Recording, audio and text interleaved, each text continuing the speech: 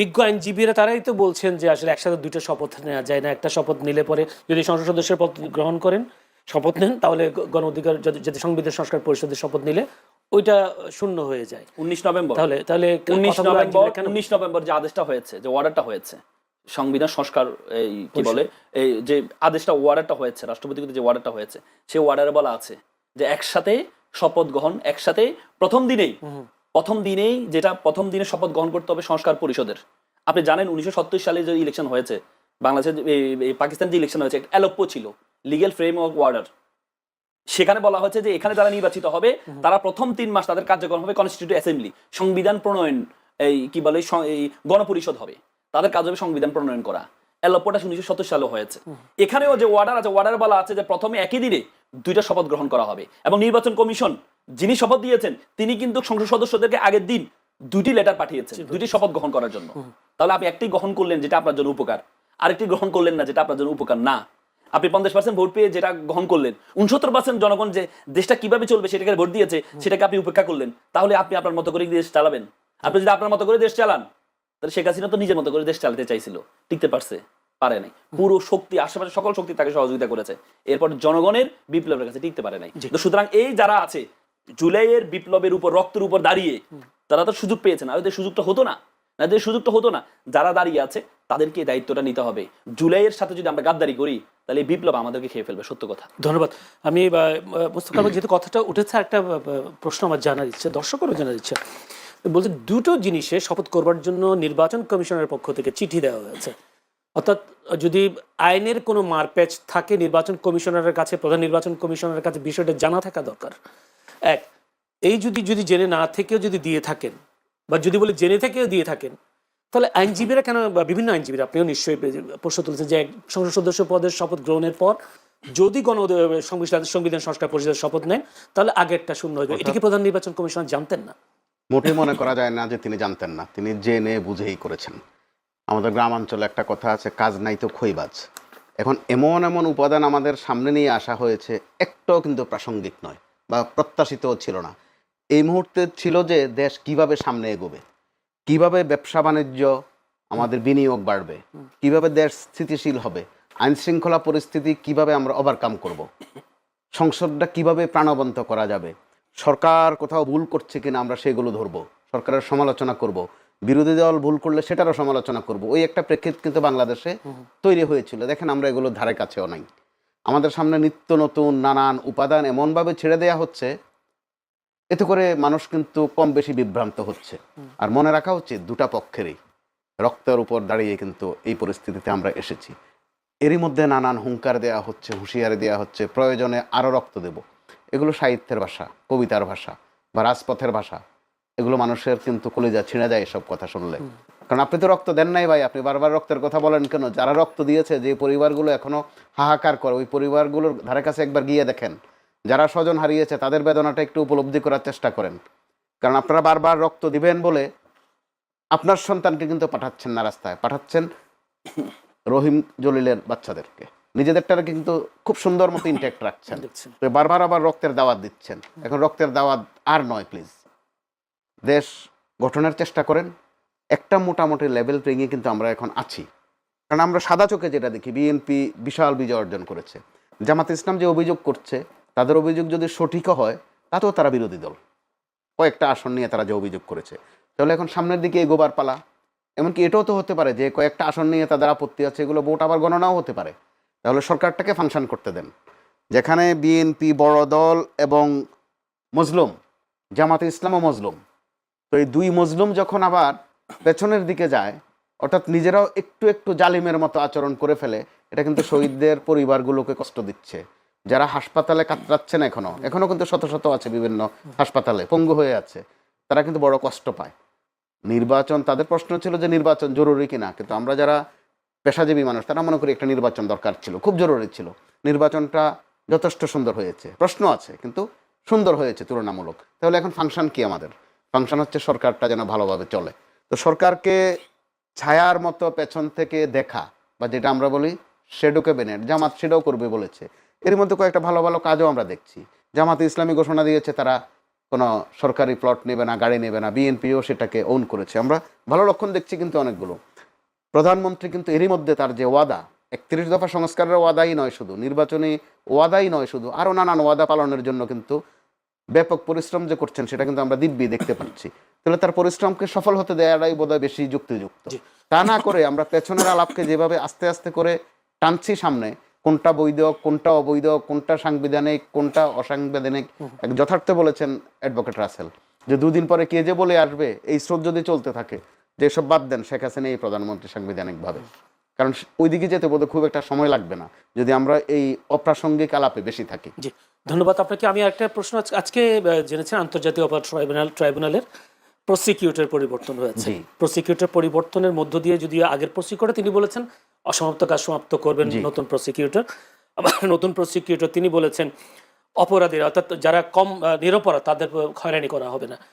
এই নতুন প্রসিকিউটর নিয়োগ, পরিবর্তন প্রসিকিউটর বিদায় কি দেখছে আগামীতে আন্তর্জাতিক অপরাধ ট্রাইব্যুনালে যে বিচারগুলো হবে সেই বিচারগুলো কন্টিনিউটি ঠিক থাকবে কিনা? ঠিক থাকবে বলে তারা যিনি বিদায় নিয়েছেন তিনিও আশা করছেন, যিনি নতুন বসেছেন তিনিও আশ্বাস দিয়েছেন। তাহলে একদিকে আশাবাদ আর একদিকে আশ্বাস, আমরা জনগণ হিসেবে দুটাই বিশ্বাস করতে চাই। আর যে বয়ানগুলো মাঠে ঘাটে তৈরি হচ্ছে যে সরিয়ে দিল বুঝি ওনাকে, না, এটা সরিয়ে দেওয়া নয়। আমরা বাইরের থেকে এই নিয়ে নানান আজে বাজে কথা বলছি, নানান বয়ান তৈরি করছি। প্র্যাকটিক্যালি এটাই তো পদ্ধতি। এখন ক্ষমতায় আছে বিএনপি, তো সেটাও গোপন থাকার বিষয় নয়, বা গোপন নেইও, তথ্য সবার কাছে এখন থাকে। 5 আগস্টের পর পর গুরুত্বপূর্ণ এসব জায়গাগুলো দুটো দল কিন্তু ভাগাভাগি করে নিয়েছে, ডিসি, এসপি, ভিসি বা আদালতের বিভিন্ন বড় বড় পদবিগুলো। তখন ভাগাভাগির একটা প্রাসঙ্গিকতা ছিল ওই দল দুটো। এখন যেহেতু বিএনপি ক্ষমতায় বসে গেছে, এখন ভাগযোগের আর ফাংশন কিন্তু নেই, থাকবে না, এখন বিয়োগের ফাংশন থাকবে। এই বিপ্লবের পর, যদি বিপ্লব না অভ্যুত্থানের পরে কি স্যাক্রিফাইসিং মন মানুষ দেখছেন প্রসিকিউটর, তো আপনার কি মনে হয় উনি ভালো করছেন? যদি ভালো করেই থাকে তাকে সরানোর বা যিনি কাজ করেছেন তিনি সাহস নিয়ে কাজ করেছেন, সেটা নিয়ে বরং কারো কারো হিংসা আছে, বিদ্বেষ আছে তার প্রতি, তিনি এত কাজ করছেন কেন। আবার যিনি এসেছেন তিনিও অত্যন্ত লার্নেড এবং বিএনপির রাজনীতির সাথে তার একটা সম্পৃক্ততা আছে। তো আর যিনি বিদায় নিয়েছেন তিনি ভিন্ন ঘরানার ছিলেন, জামাতে ইসলাম অথবা এবি পার্টি এই ঘরানার ছিলেন। এগুলো লুকানোর বিষয় নয়, এগুলো আমতা আমতা করার বিষয় নয়, চিবিয়ে চিবিয়ে কথা বলার বিষয় নয়। তো এখন বিএনপি ক্ষমতায় আছে, তারা তাদের মতো ফাংশন করবে, এটাই স্বাভাবিক, এটা দোষণীয় নয়। না, আমার কথা হচ্ছে যে থাকলে তো সমস্যা, সব মিলিয়ে সবার আগে বাংলাদেশ, এগুলো বলছে একসাথে বাংলাদেশ গড়ি, এরকম আরো অনেক কথা ছিল, জাতীয় সরকার হওয়ারও তো কথা ছিল, আছে এই আলাপ কোথাও এখন? এগুলো নির্বাচনের সময় মিষ্টি মিষ্টি কথা সবাই বলে, কেউ কম বলে না। বিএনপিও বলেছে, জামাতে ইসলামে বলেছে। প্র্যাকটিক্যালি আমরা এখন কি দেখি? প্র্যাকটিক্যালি বরং মাঝে মধ্যে তারা নিজেরাই আওয়ামী লীগ হয়ে যান, তারা তাদের মতো থাকেন না। আপনি এখন জাতীয় সরকারের কথা আলোচনা তুলে দেখেন তো, কারো মনে আছে কিনা যে 2 দলে কিন্তু বলেছিল শুধু জাতীয় সরকারে না, যারা পরাজিত হবে তাদেরকেও সাথে নেওয়ার কথা ছিল। এগুলো হচ্ছে নির্বাচনের মাঠে এই ধরনের হাওয়াই কথা অনেক থাকে। একটু যেতে চাই রাসেল ভাইয়ের কাছে। রাসেল ভাই, 12 মার্চ রাষ্ট্রপতি বা ত্রয়োদশ জাতীয় সংসদের প্রথম অধিবেশন আহ্বান করেছেন। আমি এর আগে একটু আলাপ করতে চেয়েছিলাম যে নতুন করে যে জটিলতা কোনো সৃষ্টি হবে কিনা বা শূন্য পদ, আগে আপনি আলোচনা করেছেন। যদি ভাই বলে আগামীর যে অধিবেশন সেখানে বিএনপিও থাকতে অবশ্যই থাকবেন, জামায়াতেরও লোকজন থাকবেন বা তাদের জোটের লোক সবাই থাকবেন, এমপিরা, কেমন হবে অধিবেশন? বা এখানে কোনো জটিলতা তৈরি হবে কিনা নতুন করে, যে আইনজ্ঞরা বিভিন্ন ধরনের কথা বলছেন? না, আমি বিশ্বাস করি এবারের অধিবেশনটা খুব চমৎকার অধিবেশন হবে। কারণ হচ্ছে এবারের 2 পক্ষ একসময় একটা মিত্র শক্তিতে ছিল, এখন তারা অপোজিশনে আসছেন। অপোজিশন জিনিসটাও তো একটা সাংবিধানিক পোস্ট, আবার হচ্ছে প্রধানমন্ত্রী ওদের সাংবিধানিক। হ্যাঁ, তো সুতরাং আমার মনে হয় কঠিন একটা, অনেক 17-18 বছর পর একটা কঠিন বিরোধী দল একটা দেশের জন্য খুব গুরুত্বপূর্ণ। দেখেন, একটা বিরোধী দল যদি হয়, একটা বিরোধী দল যদি শক্তিশালী হয়, তাহলে এটা দেশের জন্য ভালো, এবং যদি সরকার যদি অতিরিক্ত ক্ষমতাবান হয়, এটা দেশের জন্য ভালো না। কিন্তু একটা শক্তিশালী বিরোধী দল যদি হয়, তাহলে চেক অ্যান্ড ব্যালেন্স থাকে, সেটা আমি মনে করি একটা শক্তিশালী বিরোধী দল হবে। এবং এখন থেকে দেখেন, যখন জামাতের পক্ষ থেকে বলা হচ্ছে যে আমরা প্লট গ্রহণ করবো না, বিএনপির পক্ষ থেকে কিন্তু সুন্দর কাজের উদ্বুদ্ধকরণ হিসেবে তারাও ঘোষণা দিয়েছেন। তার মানে কম্পিটিশন হবে, ভালো কাজের ভালো কাজের কম্পিটিশন হবে। হ্যাঁ, সেই ক্ষেত্রে আমি মনে করি এটা একটা ভালো দিক। আর প্রধানমন্ত্রীর গাড়ি ব্যবহার, এটাকে আমি এটা যেমন সাধুবাদ জানাই, আবার এটার বিপরীতে যদি আপনি একটু তাকান, গাড়ি ব্যবহার এটা ওনার সিকিউরিটির কারণে উনি ওনার পার্সোনাল গাড়ি ব্যবহার করবে। আমি বেশিরভাগ সময় যখন টকশোতে আসি আমি কিন্তু আপনাদের গাড়ি ব্যবহার করি না, আমি নিজের গাড়ি ব্যবহার করি। আমি মনে করি আমার গাড়ির মধ্যে আমার গাড়ির মধ্যে সব কিছু আমার আছে, যখন যেটা চাইবো সেটা পাবো। কিন্তু আপনাদের গাড়ি চাইলেও তো আমি সব জায়গায় যেতে পারবো না, বা সব জায়গায় আমি নিজের মতো করে ব্যবহার করতে পারবো না, আমার সকল কিছু গাড়ির মধ্যে থাকে। এই জন্য আমি মনে করি এটা না মানি যে আপনাদের প্রতি আমি দয়া করছি, যে আপনাদের গাড়ি ব্যবহার করছি না, আপনাদের তেল বাঁচাচ্ছি না, এটাকে আমি ওইভাবে দেখি না। আমি মনে করি গাড়ি ব্যবহার, উনি ওনার পার্সোনাল গাড়ি ব্যবহার করছেন, উনি মনে করছেন যে এটা উনি আসার পর থেকে ব্যবহার করেছেন, ওইটা সিকিউর গাড়ি ওনার জন্য। হ্যাঁ, এটাকে উনি অভ্যস্ত হয়ে গিয়েছেন, অভ্যস্ত হয়ে গিয়েছেন। এটা তো আরো বেশি দিক থেকে, যে উনি ওনার পার্সোনাল ড্রাইভার ব্যবহার করছেন। সরকারি ড্রাইভার তো এগুলোর মধ্যে সন্দেহ থাকে, ঝামেলা থাকে, কারণ এরা তো আবার আগের আমলের ড্রাইভার ছিল, এখন নতুন আমলের ড্রাইভার, তার পরিবর্তন হয় নাই। হ্যাঁ, কিন্তু আমি পার্সোনাল আমার ড্রাইভার ব্যবহার করবো, সে আমার বিশ্বস্ত। হ্যাঁ, এই দিক থেকে আমি মনে করি গাড়ি ব্যবহার বা ড্রাইভার ব্যবহার এটা বড় কিছু না, বড় কিছু অন্য দিক থেকে। যেমন আপনি একটু আগে বললেন, আমি প্রধানমন্ত্রীকে ধন্যবাদ জানাতাম, আপনি যে মাত্র কথা বললেন যে প্রধান এই কি বলে ট্রাইব্যুনালের যিনি চিফ প্রসিকিউটরের ক্ষেত্রে, যদি আপনি জানেন বাংলাদেশে এখন শিক্ষিত যে চিফ প্রসিকিউটর যিনি ছিলেন, তিনি আইনজীবীদের মধ্যে আমরা দেখি যারা প্রসিকিউশনে ছিল আগে, ট্রাইব্যুনাল তো আগে গঠন হয়েছে, প্রসিকিউশন এবং যারা ডিফেন্স লয়ার ছিল, তার মানে তারা যোগ্য, যারা ডিফেন্সে ছিল তখন কিন্তু আপনি তাজুল সাহেব কিন্তু ডিফেন্সে ছিল, তার মানে তিনি তখন কিন্তু খুবই যোগ্যতা প্রমাণ দিয়েছেন ডিফেন্স লয়ার হিসেবে। সেই হিসেবে যখন নতুন সরকার আসলো, অন্তর্বর্তীকালীন সরকার আসলো, তখন অফার দেওয়া হলো, বিএনপিকে অফার দেওয়া হয়েছে যে আপনারা চিফ প্রসিকিউটরটা নেওয়ার জন্য, কিন্তু বিএনপি সেটাকে নিতে চান নাই। কারণ হয়তো এটা এমন হতে পারে, বিএনপি চিন্তা করলে আমরা যদি তাদের বিচার করি তাহলে আমাদের ভোট নষ্ট হতে পারে, বা আমাদের এই আওয়ামী লীগের যে ভোটগুলো নষ্ট হতে পারে, বা ভবিষ্যতে কখনো আওয়ামী লীগ তাদের বিচার, তখন আমি বলেছি অন্তর্বর্তীকালীন, কারণ তখন তো হচ্ছে ভোটের বিষয় ছিল, এখন তার ভোটের বিষয় নেই, এখন তো ভোট তো যা দেওয়ার হয়ে গেছে, এখন তার ভোটের বিষয় না, তখন কিন্তু একটা ভোটের বিষয় ছিল যে আমরা যদি তাদের, তখন কিন্তু চিফ প্রসিকিউটর হিসেবে তখন কিন্তু ওনাকে যখন ইনভাইট করা হয়, উনি তখন ওনার রাজনৈতিক যে পদ এটা ছেড়ে দিয়ে এসে উনি কিন্তু ওনার গাছ দেখিয়েছেন, উনি যে কার্যক্রমগুলো নিয়েছেন। আপনি দেখেন আইনাগরের বিরুদ্ধে কিন্তু কেউ কথা বলতে পারেনি, আইনাগরে যারা তাদের বলছে মার্শাল লয় তাদের বিচার হবে, তিনি বলেছেন না, এটা আমাদের এই আইনে বিচার হবে। বলা হয়েছিল তারা হাজিরা দিবে হচ্ছে ক্যান্টনমেন্টে থেকে, না বলা হয়েছে না তাদেরকে সরাসরি আসতে হবে। এই গাছ দেখিয়ে বড় বড় সেরা কর্মকর্তাদেরকে কিন্তু উনি নিয়ে আসছিলেন এবং খুব প্রশংসিত হয়েছিলেন। এবং ওনার এই পর্যন্ত যত কার্যক্রমগুলো আছে খুবই স্মার্ট কার্যক্রম, যেটা আন্তর্জাতিকভাবে স্বীকৃত হয়েছে যে ওনার বিচার উনি যেভাবে এইগুলো সাজিয়েছেন, যে কোনো আদালতের, পৃথিবীর যে কোনো আদালত হোক, এই আদালতের সেম বিচারই হবে। তার মানে এমন একটা যোগ্য ব্যক্তিকে, আপনি যখন জাতীয় সরকারের কথা বলেছিলেন, বিএনপির পক্ষ থেকে কিন্তু জাতীয় সরকার কথা বলেছে, জামাত ছাড়া বাকি সবাইকে নিয়ে জাতীয় সরকার মানে কি, আমরা যোগ্যদেরকে, আমাদের দলীয় যেই চশমা আছে, চশমা খুলে আমরা যারা যেখানে যোগ্য তাদেরকে সেখানে আমরা বসাবো, কিন্তু আমরা সেটি দেখতে পাই না।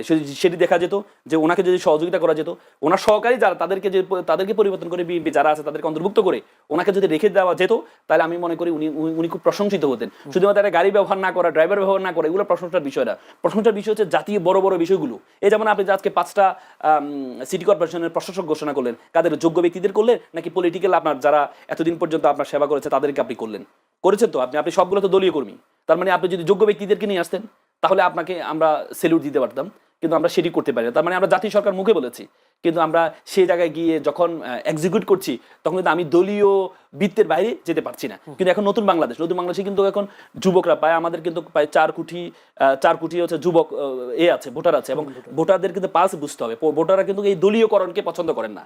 যদি দলীয়করণের ঊর্ধ্বে উঠে যে যোগ্য প্রশাসকরা আপনাকে নিয়োগ দিতে হবে, কারণ নির্বাচন যদি আপনি 2 মাসের মধ্যেও দেন, এই 2 মাস তো এভাবে চলতে পারে না, আপনাকে প্রশাসক নিয়োগ দিতে হবে। কিন্তু প্রশাসকগুলো যদি দলীয় ব্যানারের বাইরে হতো, যে যোগ্য ব্যক্তিদেরকে হতো, এই যে চিফ প্রসিকিউটরের বিষয়টা, যদি আপনি ওনার যোগ্যতা তো প্রমাণিত, এই পর্যন্ত প্রমাণিত হয়েছে, যদি আমরা যদি ওনাকে এটা, এবং উনি কিন্তু চিফ প্রসিকিউটর কিন্তু ওনার গাছ দেখিয়েছেন, উনি কিন্তু বিদায়ের সময় কিন্তু হাসি খুশি, আমরা দেখেছি বিদায়ের বেলা কিন্তু মানুষ হাসে না।